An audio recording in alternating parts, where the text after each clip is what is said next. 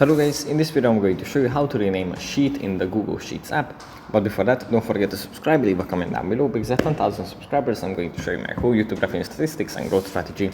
So without further ado, let's just jump right into it. First, we have to open up the Google Sheets app. And here it opens up in this view. From here we just have to select the document that we want to work on. And then in the top right corner, tap on the three dots, and then tap on the pencil icon next to the name of it. And here we can just rename the spreadsheet and set it to whatever we want to. Let's say spreadsheet test.